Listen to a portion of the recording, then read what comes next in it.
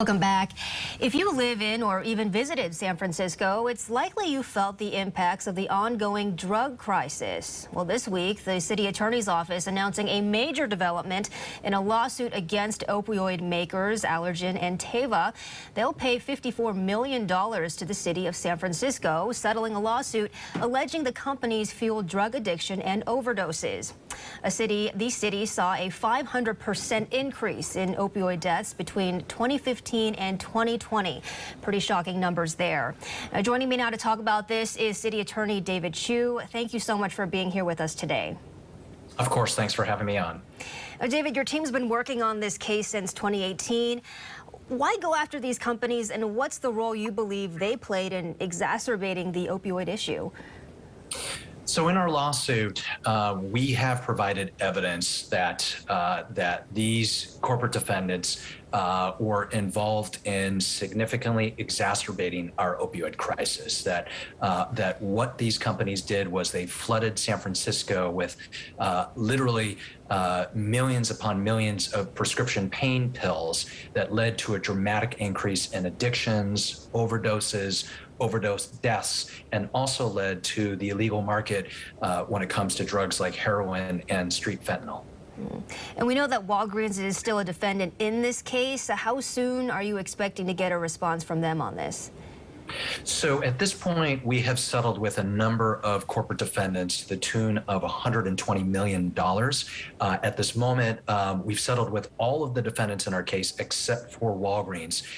We have presented evidence that Walgreens had knowledge of suspicious opioid orders.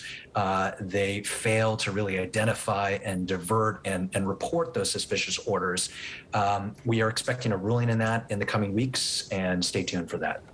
Okay, so we're talking about a $54 million settlement, significant funding there. How soon can we expect those funds to be distributed, and how soon can people expect to see the impact of that funding on San Francisco city streets?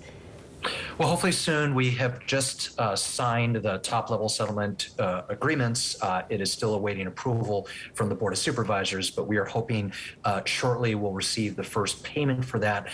About 60% of that money is coming in the form of cash that's going to go to our Department of Public Health so that we continue to address the crisis with regards to folks with ongoing addictions as well as preventing future addictions. A portion of that settlement will come to the city in the form of the overdose reversal drug Narcan to really make sure that folks aren't ODing on our streets. We've had more San Franciscans die on the streets of San Francisco in the last 2 years than have died from COVID-19. And this has been just a devastating set of tragedies, but one that have been caused by the actions of these corporations against San Francisco. And David, do you have a message for people who live in the city who are frustrated about seeing the effect of drug overdoses on the streets?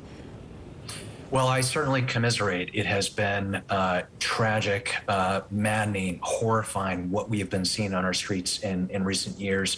But we brought this lawsuit some years ago because these are companies that profited significantly, billions of dollars of profits by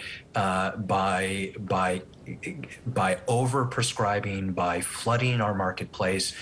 In San Francisco between 2006 and 2014, there were over 163 million prescription pain pills that were supplied just in San Francisco alone through these manufacturers, retailers, distributors, and we want to make sure that we are holding these companies accountable.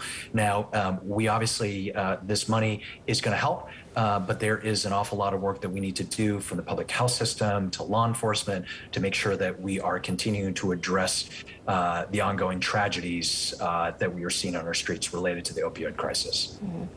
And while you're here, would love to get your thoughts on the new district attorney, Brooke Jenkins. She's shared that she plans to take drug crime laws pretty seriously, hold offenders accountable. Any thoughts about her appointment to the job?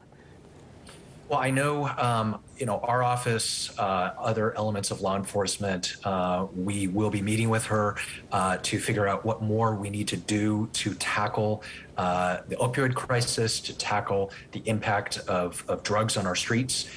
She has, in her early days, talked about the importance of cooperation among agencies and really making sure that we turn the corner on this. It will certainly take some time, but I'm looking forward to those conversations. We have no time to waste here.